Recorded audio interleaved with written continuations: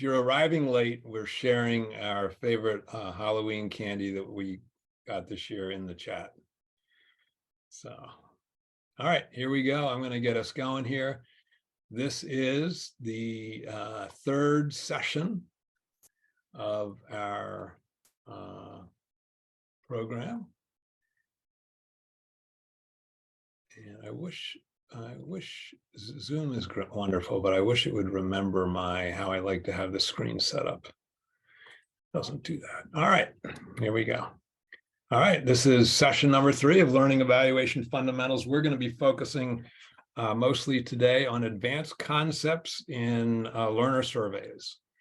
For those of you who haven't been here before, just a brief introduction. I am a principal at Tier 1 Performance. We're a performance improvement company. We help people activate their business strategies, and we do that through the people side of the business.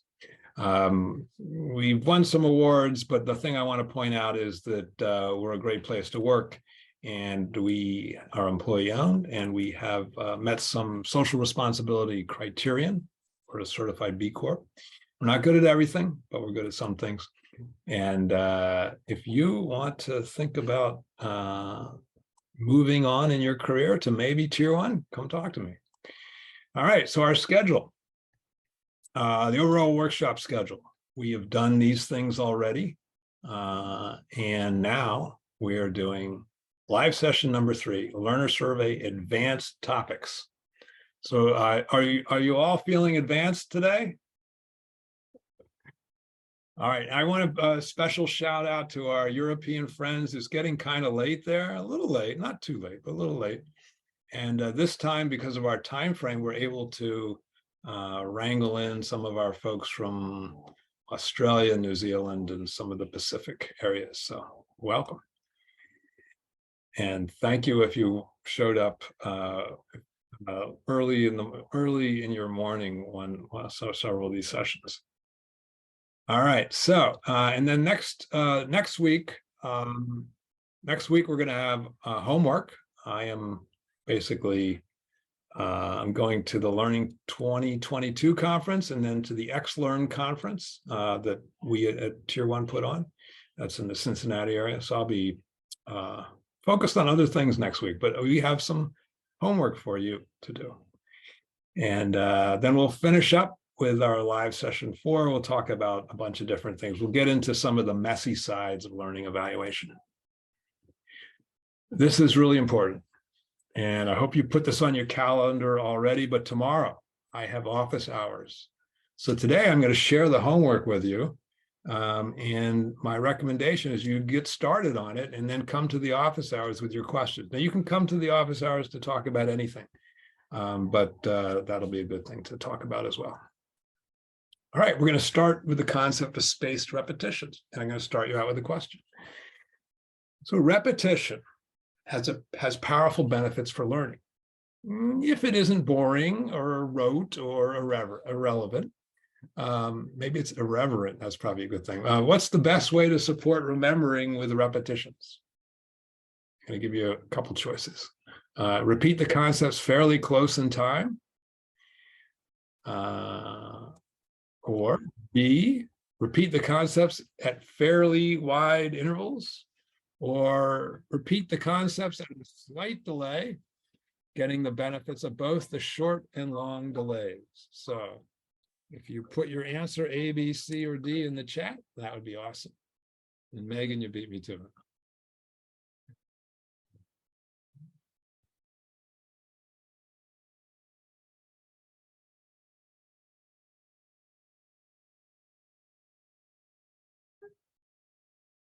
A and then B. Come on, Shelley, breaking the rules. I love it.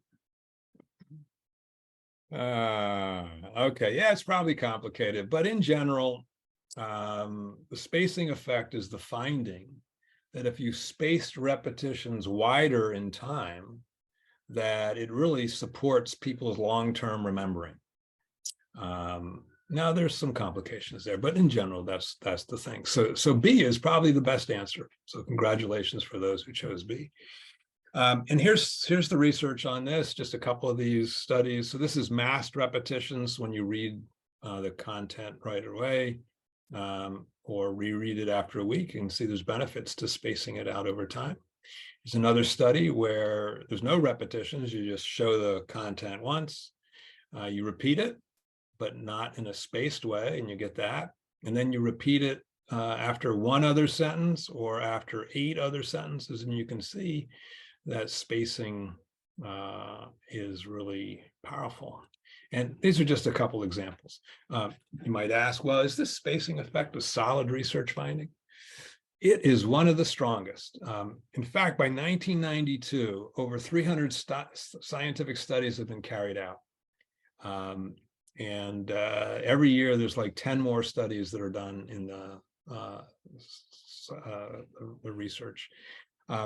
Here's some of the findings. The spacing effect has been observed in a number of different situations, experimental manipulations, different old people, young people in the classroom, verbal materials, different, even in paired populations. So it is one, and this is a recent research review, one of the strongest effects. And this is a nice quote that you can read. Because of its robustness, the spacing effect has the potential to be applied across a wide variety of contexts as a way of improving learning and memory. It's a good thing to do, which is why I thought maybe we could use this spacing effect to remind ourselves of some of the things that we've already covered. All right, first, we are learning and performance professionals, and we should give ourselves some love because we do good work.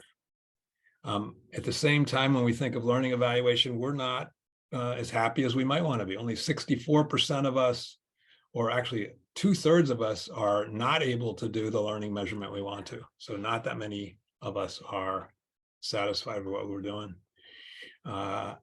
This is one of the things I mentioned in the beginning, one of the most important things in thinking about learning evaluation. We do it to make something happen, to make better decisions, to take better actions, to earn the reputation so that we can get the resources and the autonomy we need to design learning that is effective. There's no perfect measurement. Let's not try to aim for that. What we're trying to do is create reasonable proxies of the things we want to measure. Data can be good. Data can be harmful as well, depending on how we use it. I talked about LTEM. It's a 1-page framework, 34-page report that goes along with that. You guys took a vote of what you're doing now and what you want to do in the future. And that was kind of telling. Nobody wants to measure attendance in the future. Come on. We talked about learner surveys and the key research behind this that shows that traditional learner surveys are uncorrelated or virtually uncorrelated with learning results. We talked about how Likert scales provide poor data. We went into the details of that. We also talked about how our learners don't they have some misconceptions about how learning works. So we ought to be a little bit skeptical when we are utilizing what they tell us about learning. And we ought to design things in a way to do that. We talked about the power of learning science, not only for learning design, but also for learning evaluation. We want to make sure that our learning evaluation efforts are aligned with what we know about human learning. I shared better smile sheet question designs, and the data that we can get from those much more powerful than an average of like a 4.1. And talked about how learners actually like the new questions better than the old ones, and that we can call these distinctive questions, and that it can be used in many domains. I also talked about the benefits of using questions to send messages or to nudge thinking and action.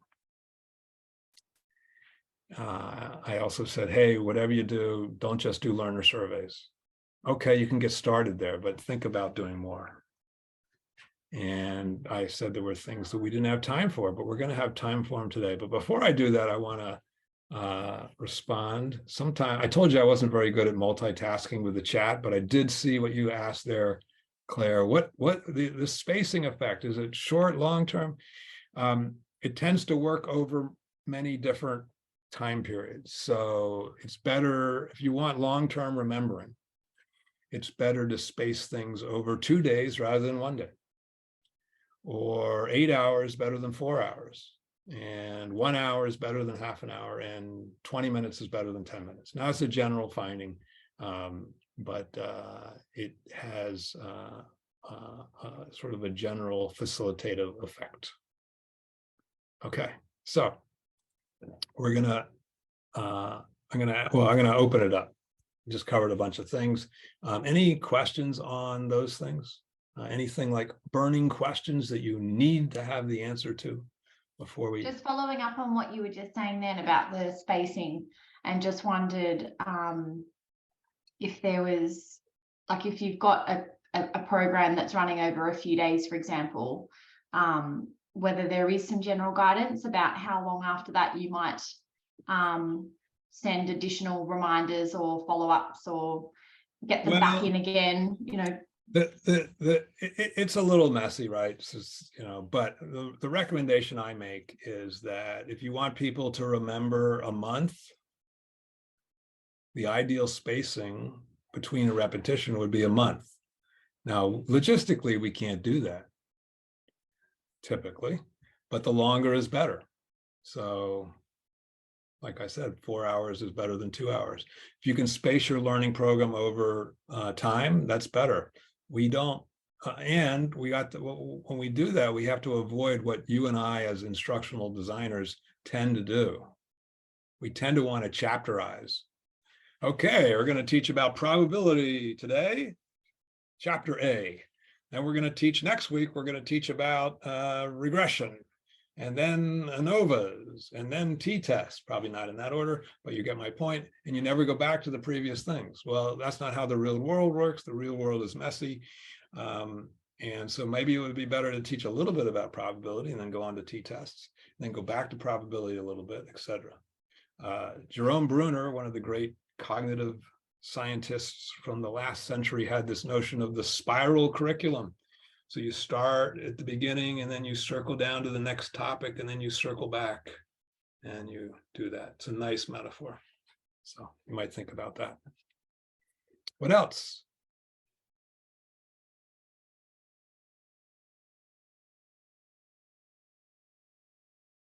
By the way, it's great to see so many familiar faces. Any other burning questions before we get advanced? All right, great. And again, I do like to see your faces. So if you're, you know, if you don't have bandwidth issues, or you're not in your pajamas, or it's not 3 in the morning or whatever, feel free to share your photo. It helps me determine how well I'm doing in engaging you, etc. See if you're laughing at my jokes, etc. Come on, Jesse, you didn't laugh at that. Okay, see.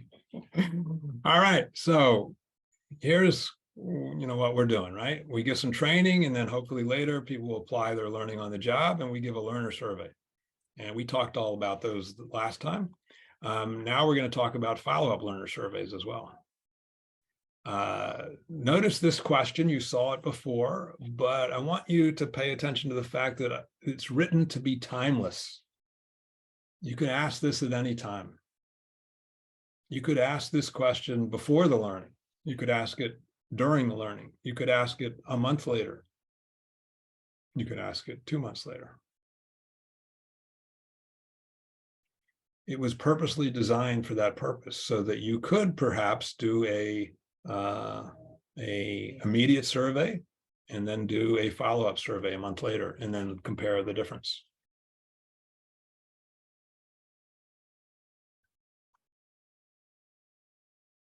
We have, in some sense, a special opportunity for follow-up learner surveys. And that is this thing called a pivot question. And a pivot question looks something like this. Have you used what you learned in the workshop to make a significant improvement in your work? And then we can have answer choices. No, and I doubt I will use what I learned. No, but I probably will use what I learned. No, but I have a plan to use what I learned. Or yes, I've already used what I learned. So we asked this question in our follow-up learner survey. I typically, by the way, recommend we send these follow-up learner surveys between 2 to 4 weeks after the learning. Yeah, a lot of people say, well, I want to send it 6 months later because I want to make sure that they've been able to put it into practice in their work. And there's maybe some wisdom there, but my thinking on this is they probably don't even remember that they took the training. And so they're unlikely to fill out your stupid survey. And so number one, you're not going to get any data from it. Also, but the key point is this, that if they haven't started implementing things right away, they're probably not going to do it. Now, sometimes we want to wait longer, and that's fine. But my general recommendation is shorter than you might intuit. So we give this pivot question. And then what do we do with it? Well, we can use it for improvement. So are you using what you learned? So they say yes, the one yes answer. What enabled, and then we can ask a follow-up question. What enabled you to apply what you learned? What were your success factors? Or they might say one of the no's. No, I have a plan to use it, but I didn't use it. Well, what's holding you back? What were the obstacles that got in your way? And regardless of whether they say yes or no, we've asked these questions and we can give feedback to management, to the learners, perhaps, or to us as the learning team. And let me share an example. So the reason it's called a pivot question is because you pivot after they answer it to a follow-up question that says, hey, what made you successful? Or what's holding you back? That typically requires a branching capability in your survey software, but you could write the questions instead without that by saying, if you were successful, what enabled you to be successful? If you weren't successful, what got in your way? All right, so this is an example of a follow-up. Sometimes we ask follow-ups about what's holding you back from using what you learned, but you could also, this is an example, you could also ask other questions. What is holding you back from teaching others what you have learned? And I'm just going to let you read through these.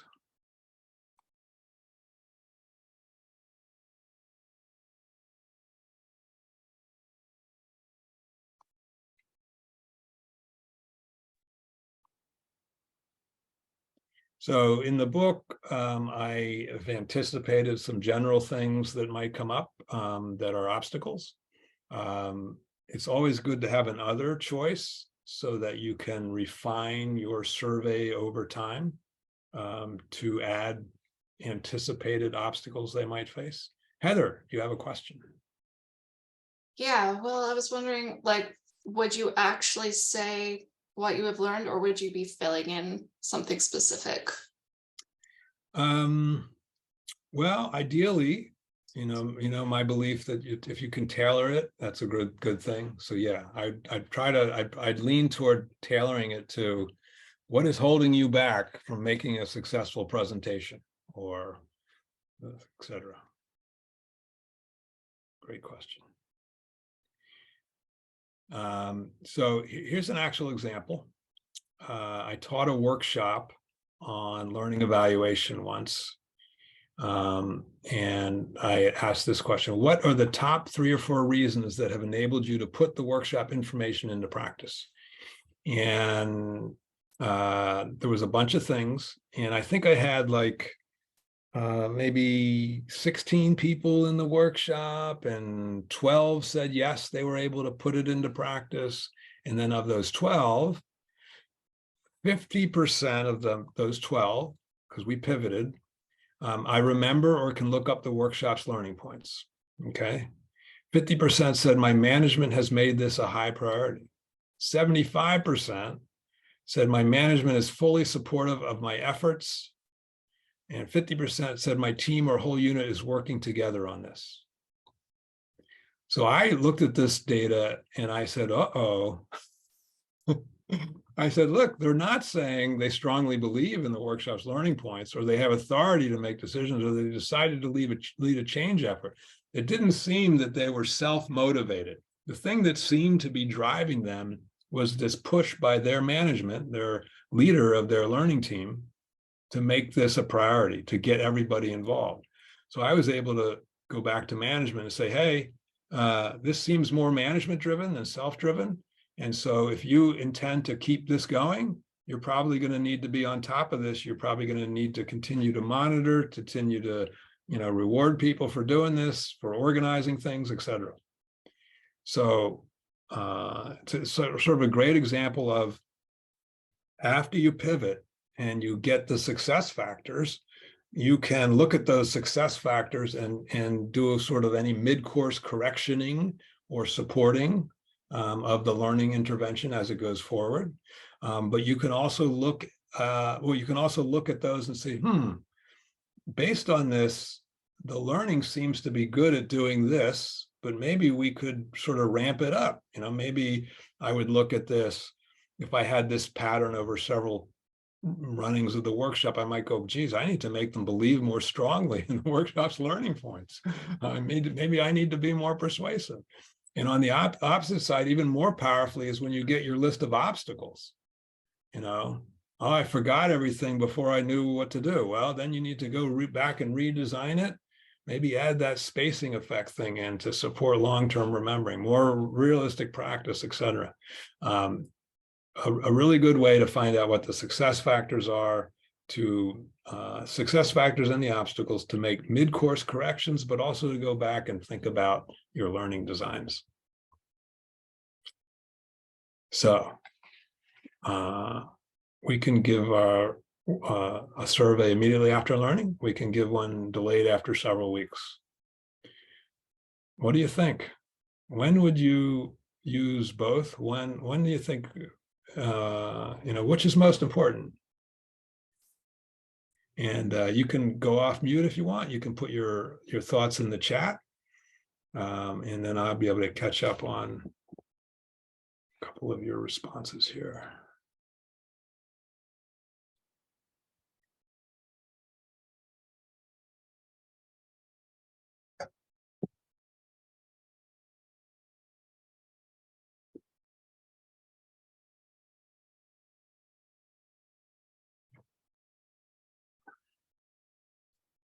Does it make a difference on maybe not the topic, but the amount of content? I don't know. I'm just kind of thinking, if you had like a very short, maybe more than micro learning, but let's say there was a half an hour, let's say an hour, basic workshop versus, hey, we're, a 1 day or 2 day more all singing, all dancing thing.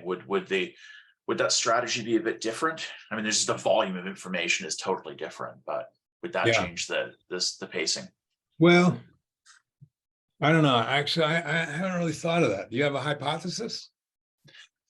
No, not really. I mean, it just sort of occurred to me though, I guess if it was small things, I guess part of it would just from a purely like internal communications point of view as well. Does certain things need to be top of mind? Is it coinciding with any other events in a company? For example, there may be, I don't know, it might be tied with, open enrollment for health, or it might be tied to compliancy for, at a certain time. So that might, and that's aside from any learning uplift that would happen. That's also just to get it in front of their eyeballs, to make sure that the behavior that turns into more of a funnel, like more of a behavioral funnel, I guess, than anything else. Yeah, I mean, the one thing, you'll notice the pivot question is, have you been able to do this thing?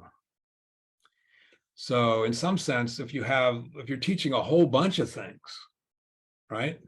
Like, let's say in a leadership course, you're teaching how to deal with conflict, how to push for change, how to, create a vision. You've got a whole laundry list of things. Well, then how do you ask the question in a way that people can wrap their heads around it? And then maybe you have to decide, what to focus on. And so getting back to your point, if it's a smaller thing, it might be easier to ask the question in a targeted way. Whereas if it's a longer program with a whole bunch of different things, it may be harder to ask. You might have to decide. Well, another piece that I was just considering is just the uptick. So I know if I offer something immediately after learning or embed it into the learning, so it just summarizes, I'll get 100% responses. Delayed several weeks, everybody gets busy, and I might get 3 or 4 responses. Yeah. Priority. So just in terms of the feedback, what's more useful is at least I got some more data to draw from. So that's one of the challenges within the workplace, because quite often we're lower on the priority list. Yeah, that's a really good point. I kind of see it this way, that the immediate survey or the one during learning, what people can remember really well is some of the specifics of the learning intervention. So if you want specifics about, what was the, where did they feel motivated to apply at that time? Did they get realistic practice? Did they feel they'd be able to do it? That's when. Did the instructor do a good job, or did they not exhibit credibility? All these things they're not going to remember 2 weeks later, 4 weeks later. Now later you have this special opportunities. You can ask a little bit about, hey, have you been able to actually do something? And so I think the focus of your questions can be different. You can do some of the same ones, but some of them you might want to do differently. You have different opportunities. Now, the one thing I'll warn you about is that nobody likes to be over-surveyed. And you in the training and development department don't want to be the group that is known for over-surveying everybody, right? You don't want that reputation. So you got to be a little bit strategic about it. Maybe if it's for a new type of design you're rolling out, or a very strategically important, we are changing our business model and our strategy, or we've just merged with Delta company and now we need to change, those kind of things might be worth doing, but probably not everything. So I don't think there's an answer to this question per se. I guess I might lean toward the first one, but I don't know. You ask me tomorrow, it might go the other way. Any other thoughts on this? Yeah. Rich, who's always a tricky person, wants to sneak the follow-up tip into a sneak survey into a follow-up tip. Well, but that's what I was kind of thinking of when you said that, though, is can it be incentivized somehow? But then if you incentivize by some method, by some reward, be it physical object or something, or even say where something is strange, embedded in a story, candy, or a soap opera, an L&D telenovela that you only get to see if you answer that, whatever it might be. But is that affecting, does that affect the quality of the data? Does that, or people just sort of clicking to click because they want to get through, which I've been guilty of, Well, I'm not a big believer in incentives. They work, but the problem is that they work. And so exactly what I mean is, I want my learners to feel in partnership with me as the learning team. I want them to, when they fill it out, I want them to feel good about their contribution. I don't want them to think, oh, I did this because I might win an Apple, whatever. Yeah, exactly. So I think a lot of organizations, their first thought is, oh, we're going to have a drawing if you fill it out. And I'm like, don't do it. Do other things to get people to fill out your surveys. There's a whole chapter in the book with a long list of things to do. And the most important are ask good questions and try to have a captive audience. So do it in the program, like Jesse said.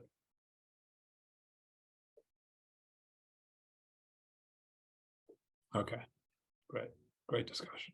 And feel free to keep adding to the chat. Any other thoughts or reflections before we talk about standards a little bit more?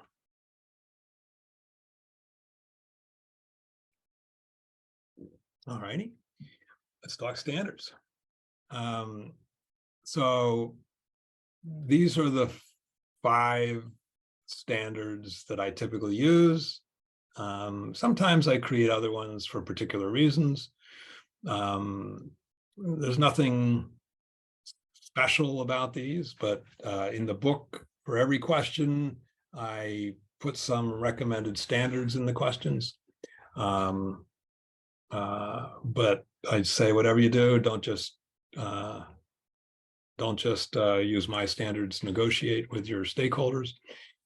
So let's take a look at this. This is from question 104 on page 87. This is for a performance course.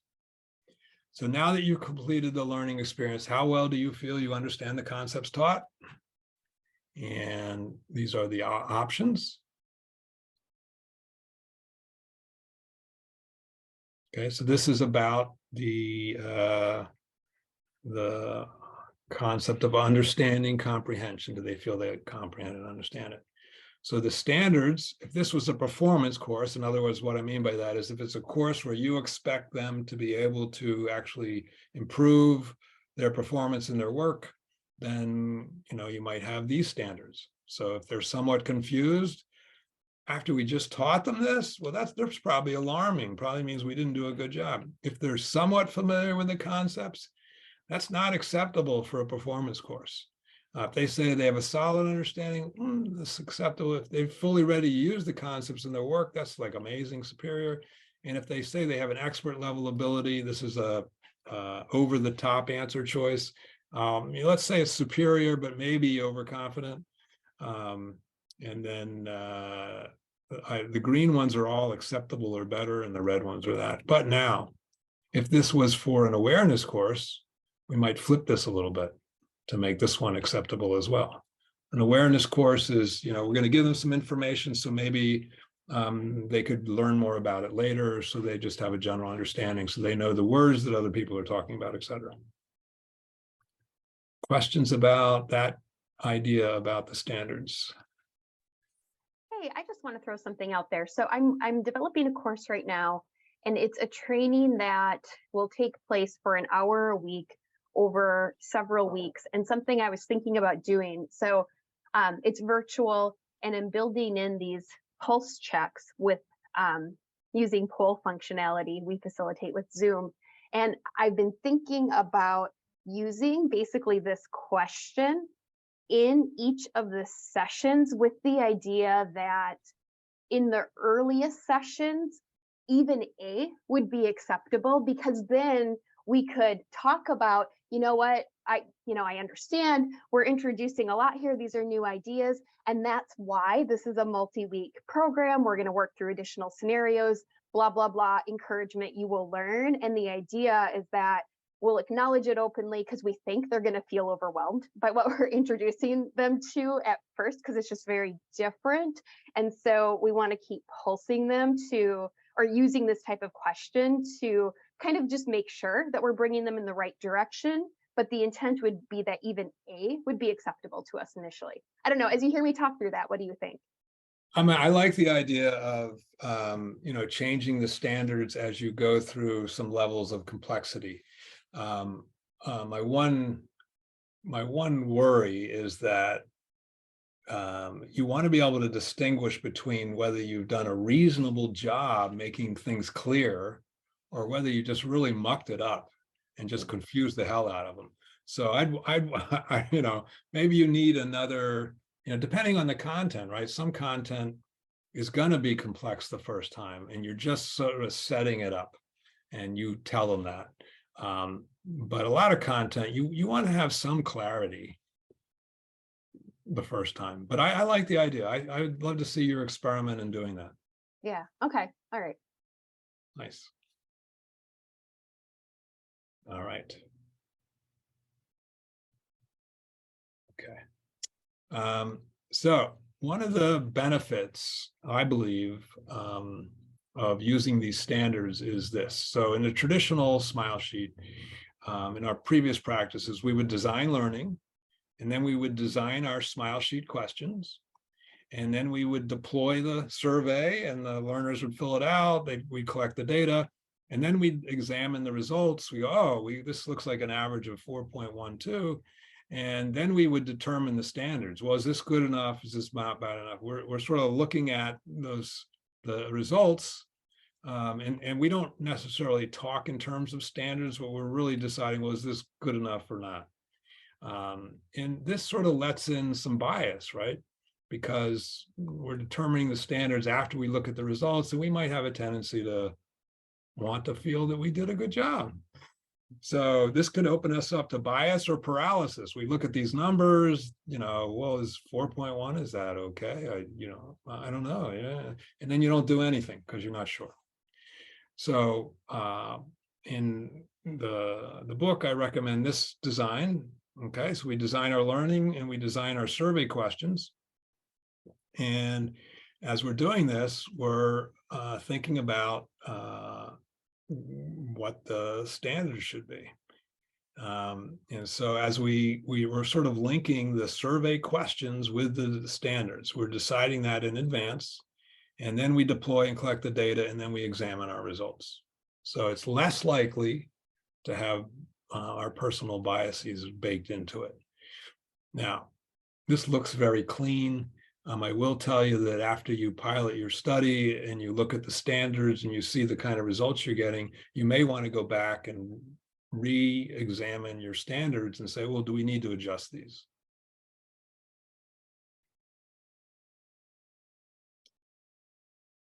All right. All right, so we're going to talk about this acceptability indexing notion. And I created this because some people want numbers. And what I've always said is just show them the percentage of people that chose each answer choice. That's the cleanest data. You're not transforming it. You're not losing information when you do that. But some people want, an overall number. So the acceptability index works like this. So these are the results that we have. So 10% of people chose A, 30% of people chose B, et cetera. And we have this. And so if we were going to create an acceptability index, what would it be? Well, it's just, all you do is you just add up the percentage of answers that are acceptable. So this would be 60%.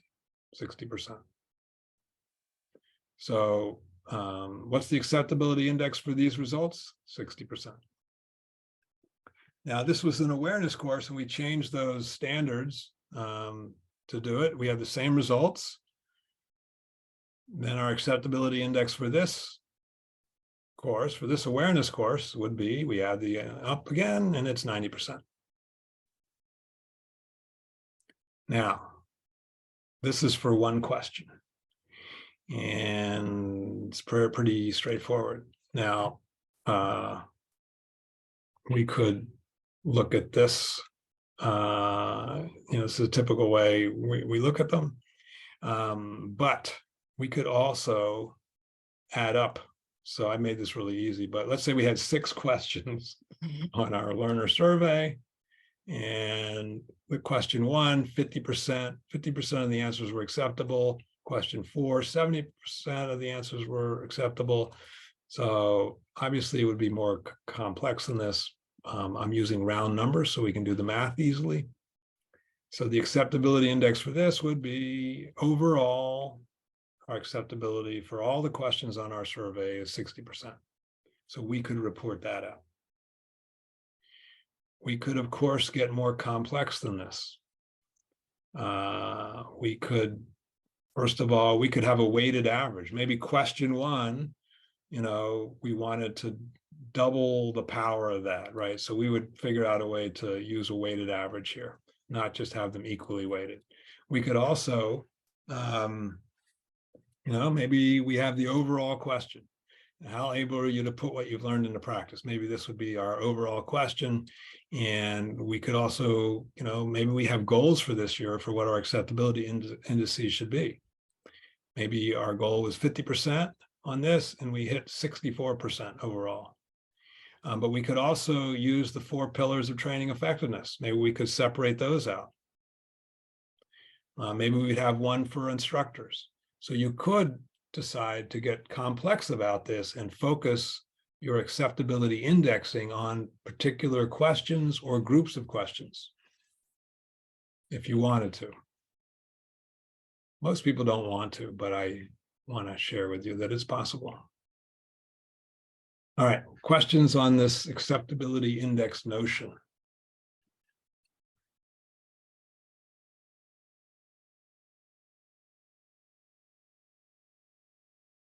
Has anybody used these acceptability indexes? See the heads going, no, no, no, no. Okay. And I didn't even, it's in the book. I didn't even get into it here, but just so you know, it's easy to create an acceptability index for a radio button question. In other words, a question where you have to choose one of the answers. What happens when they can choose 5 of the answers? If you look in the book under each of the questions, I have like a recommended, so you create a little algorithm for a question. So you say this question will be deemed acceptable if people choose 3 of the 10 choices, 3 of the positive choice, 3 of the acceptable or better choices. Or you can even get more complex. We're going to give people 1 point for every acceptable answer, 2 points for every superior answer. You can create algorithms like that for those questions. Just so you know, it gets complicated if you have multiple answer options.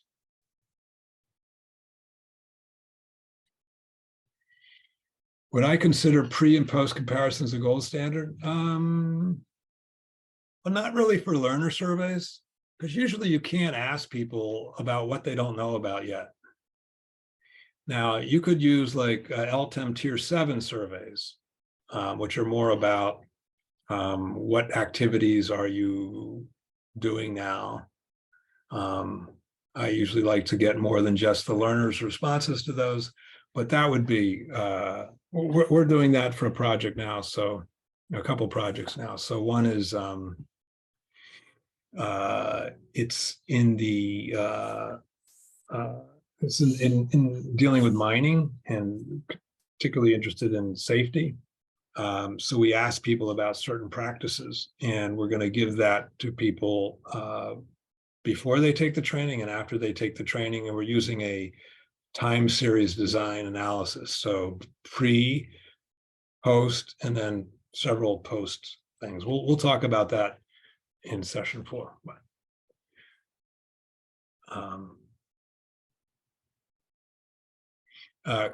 Claire's not sure about what would be the positive impact of acceptability results. I think there's 2 advantages. One is if your senior people say, I want numbers. And you say, well, I'm giving you numbers. I'm showing you the percentage of people that chose things. And then they say, no, I want overall numbers. And I want to compare course to course, year to year. Then you can use acceptability indexes to make those kind of comparisons. That's the one real advantage. So 2 advantages: 1, to meet your stakeholders' needs for these things, and 2, to do some comparison, make comparison more easy. But it's complicated to do these things, and there's no like software that does them automatically for you. So, all right. So John, who is grateful for your advice on that net promoter thing, probably remember from that last time, now seeks you out for more wisdom. He's especially interested in how to share learner survey results with his chief learning officer and senior staff. He knows they're very numbers oriented. So he wants to provide data that will resonate and data that will provide a valid perspective. Which is his best strategy? What would you recommend to John? show them the raw data in a bar chart, let them draw conclusions without biasing them, or show them the bar chart but add labels with standards clearly stated. So choice A would look something like this. Show them the data.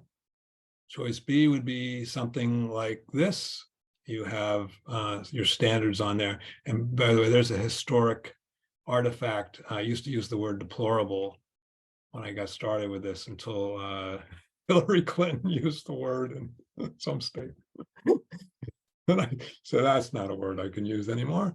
And it's really not the right word. Alarming is better. But anyway, what do you think? A or B? Which would be your, if you had to choose, which would be your choice?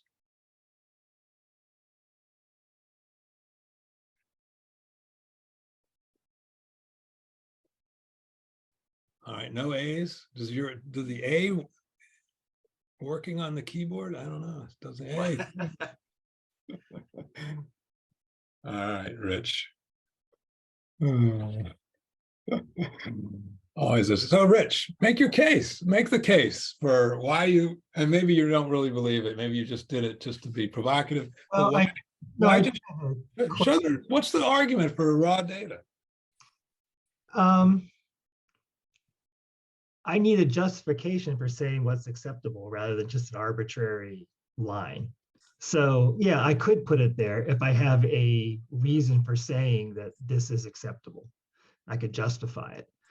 I don't know what my audience is going to think. Like, hopefully I know what they're trying to get at because I've helped them create this training or assess this training, but that's just my only hang up. It seems kind of arbitrary unless I have a reason to call something acceptable or unacceptable.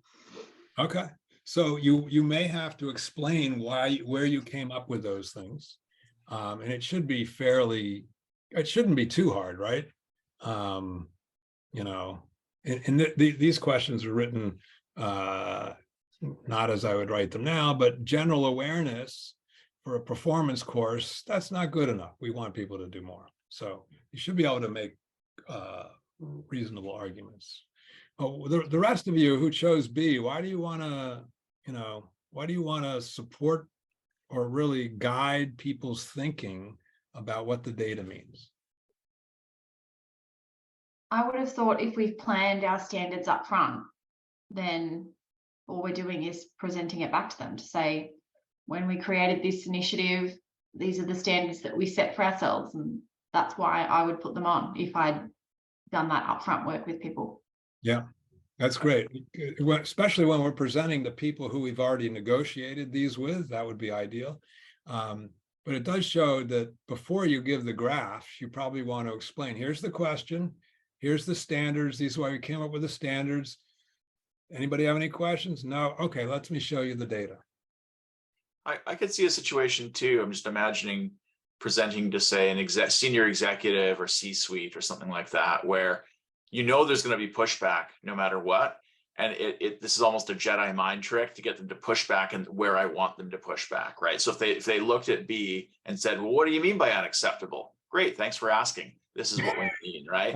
So you're kind of preloading it because they're gonna want to assert, right? I know they're gonna want to do that type of pushback. It's just the nature of the beast. Yeah. Whereas in the top one, it's great for an open discussion, which rarely happens in those type of environments. So I might filter it depending on my audience, actually. Yeah. Depending on whether people I've been actively engaging with, or if it's someone who, for whatever reason, if I were to be at this level of the weeds with an executive audience, which probably wouldn't happen, but you never know. Yeah, I would be inclined to, before I showed the data, to explain our thinking about learning evaluation in general. Here's what we're trying to accomplish. This is what we want to know. And so we had this, practice of putting these standards on there. This is why we did it. For example, we have a question about, how much realistic practice people are getting. I would talk about, we don't want people to forget. If I teach them and they forget, then that's not going to be useful. I may even show them the forgetting curve and then show them the question and how that relates, etc. So, I may not be showing that question to senior people, but if I was going to do that, but my main point is motivate the way they think about the conversation. I'm inclined to go with B, because my goal is to communicate clearly. Yeah.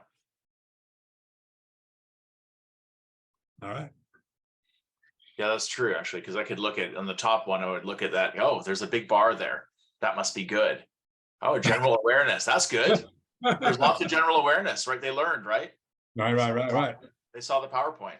That means Right. they learned, right? Good. Right. Cool. Done. Move on. Right. So, yeah.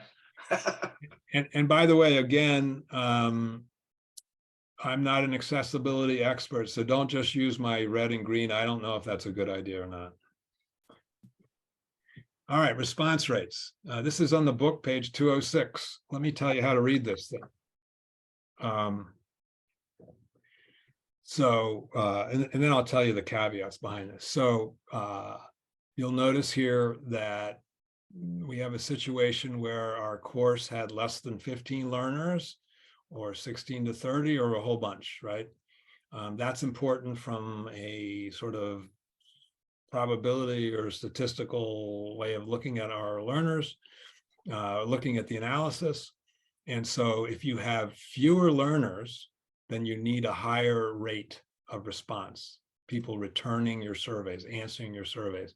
If you have a whole bunch of people, you need fewer, a lower response rate. And so the ideal minimum, this is sort of what you aim for, right? If I have less than 15 people, I want at least 70% of people to respond to my survey. The lower, maybe if, this is the first time where we're beginning to, repair a bad relationship with our learners, maybe 50% would be okay. So really this lower minimum is to give us a little wiggle room.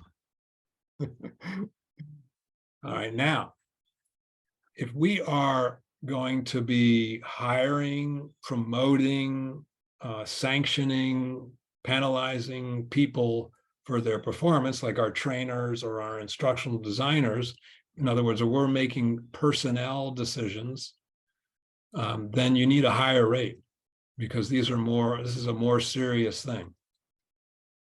There could even be legal repercussions. So within these two bold lines, this is good enough for us in general. If we're gonna, ding a trainer for low scores or something, then we got to get a higher percentage of response rates.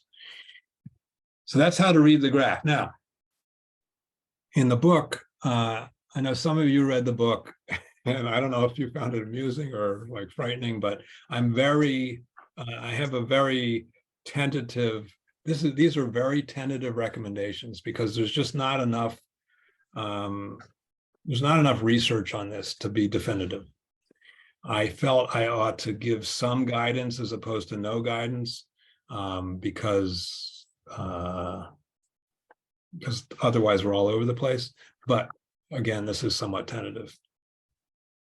Thanks, Michelle. Good to see you here. You can always come back and listen to the rest of the recording. All right. And by the way, this chapter, I forget what chapter it is, but it has like lists and lists of how to improve your response rates. Any questions about this chart and or response rates in general? Jesse, is that a raised hand, or are you waving goodbye to Michelle? Bye. Bye to Michelle. Okay.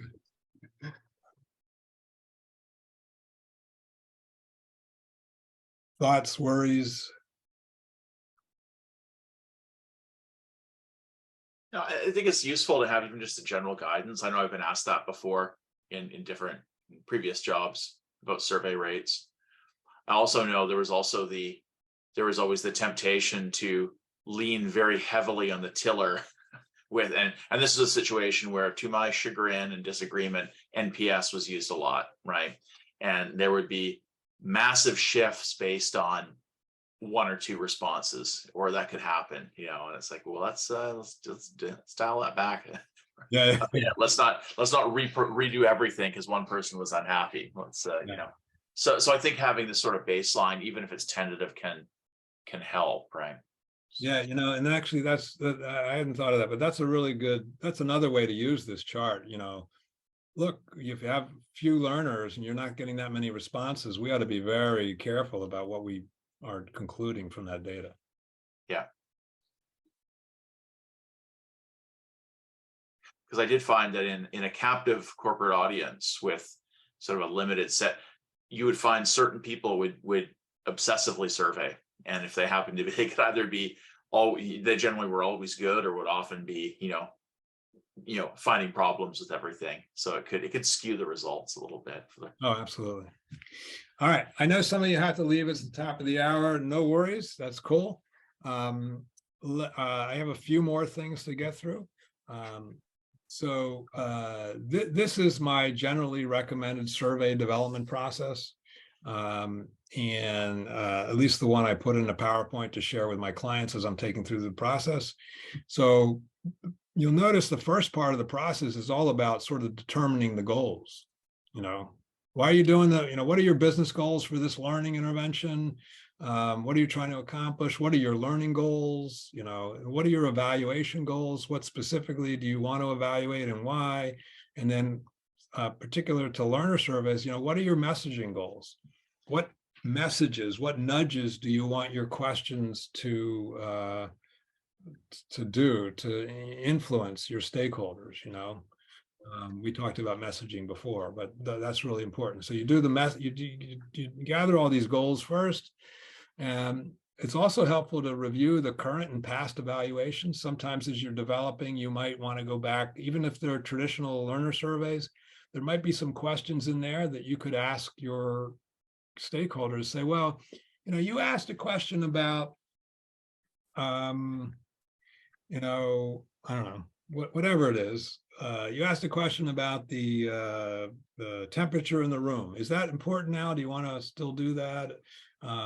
That's a bad example because you want to just dissuade them from that. But you know what I'm saying. They might have asked a question that is relevant, that you want to add a question like that to the new survey. And at least you can get conversations going about why they did it and that kind of thing. Help you learn what your stakeholders are interested in.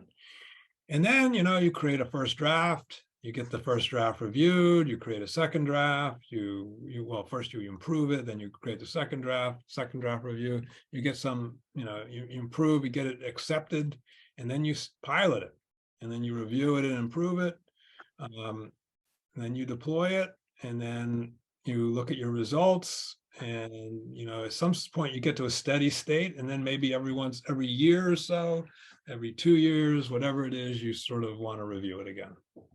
Because wording may change, etc.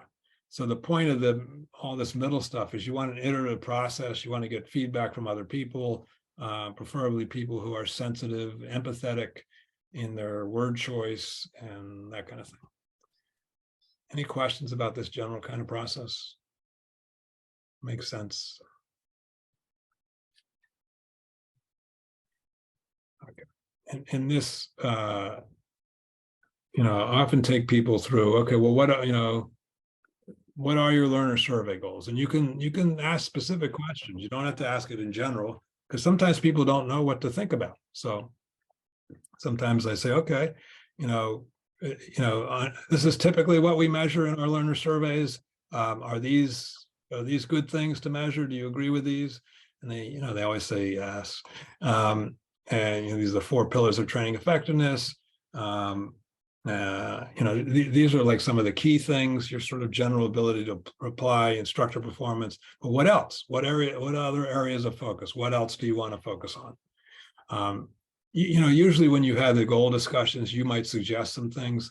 I was talking with a client once, and I had actually gone to their website to explore who the client was, and the CEO was talking about innovation. And so I said, we could add a question about whether this learning intervention supported them in being creative and innovative or not. And they go, ooh, that's interesting. So it's always good to do your homework. So have I shared this with you, this document yet? No.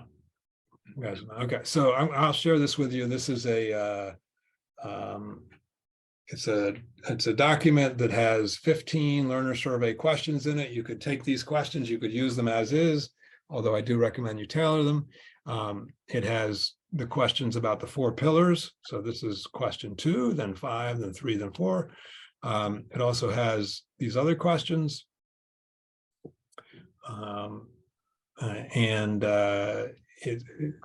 usually share it where possible. I share it as a Word document, so you can actually go in there and tailor the questions yourself. And the tables I give are the same tables I use in the book. And just to highlight these, all the questions are written in a generic format.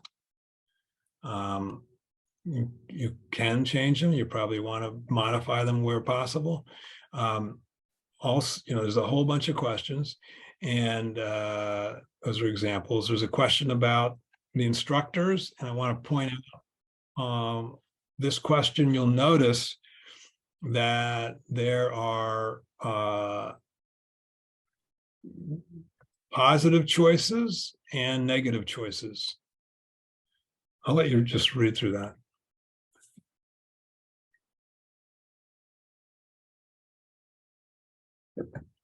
One of the problems with asking about people's instructors are that instructors almost invariably are highly rated.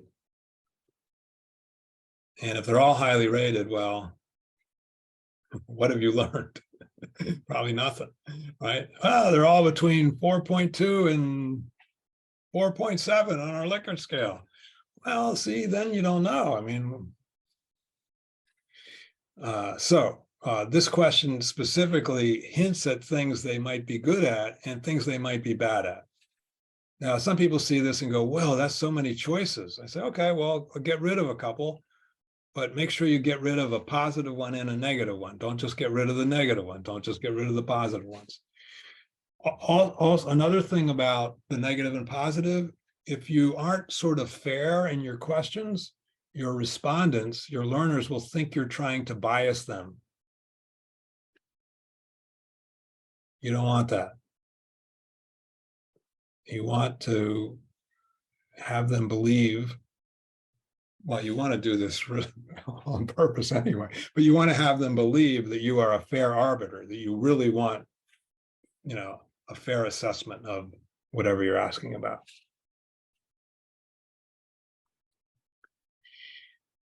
So, as I said, they're written in a generic format. You want to tailor them.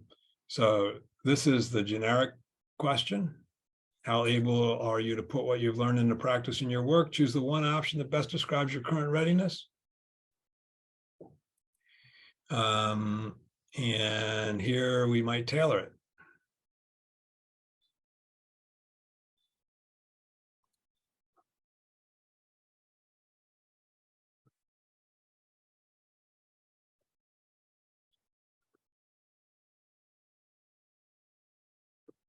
Tailoring has several benefits. One is it's more engaging for the learners. They feel it's more relevant. They're going to feel like you're asking them questions that are actually relevant to the learning they just went through. Also, number 2, it helps them really wrap their heads around what you're asking. If I say, how able are you to use what you learned? Well, that's one thing, but if you ask, how able are you to use Microsoft Excel to create charts and graphs that you can use in your presentations with prospective clients, that really, it narrows down what you're asking, gives them a better sense of what you're asking and how well they're doing on that ask. So now we come to the homework. I've got a tailoring exercise for you. And so it looks like this. You're going to have 2 questions to tailor. And I'll tell you that I'm going to give you this document in a second. The first question, so you'll see the question one tailored version. This one is an actual image And I did that so you can't actually change it. You're supposed to write on this one. And so this has got the regular question in there, and you can type in these boxes and change it, and then say why what you're thinking about as you changed it. Okay. And there's 2 of these questions. So question 2 and 3. What I hope is that you'll choose a question for a learning program you're actually working on. All right, take care, Megan. Good luck getting the kids to school. But I've given you some example kind of courses if you are not currently doing that, or you don't want to share your secret sauce with us. All right, so here's the homework schedule. We are today. Then you'll do this tailoring project. And by November 9th, that's next week, Wednesday at 11 a.m., you'll have tailored your questions and shared them on Circle, and upload them to Circle. And then by November 14th, Monday, you'll have given feedback to at least 2 other people who have shared their questions. So we're going to learn from each other. All right. Now, this exercise typically takes people about an hour or maybe an hour and a half. Now, some people take longer, some people shorter, but people find it really valuable to actually try this out. So let me go to the chat and share these files I've been promising you. The first one is the tailoring exercise. We will post it for those of you listening to the recording, or for those of you who can't download this right now. We will share it in Circle. But that's the first one, is the tailoring exercise. And the second one is the actual example learner survey.